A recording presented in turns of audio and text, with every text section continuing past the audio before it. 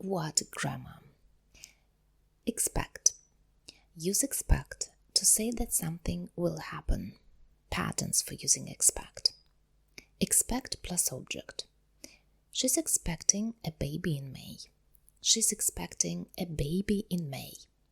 Expect plus to infinitive. We expect to move into our new flat next week. We expect to move into our new flat next week. Expect plus object and to infinitive. I don't expect you to approve of my decision.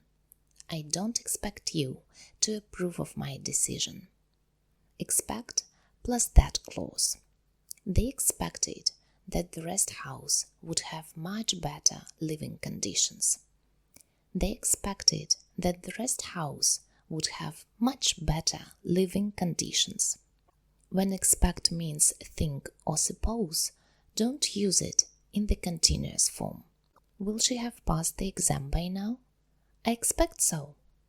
Will she have passed the exam by now? I expect so.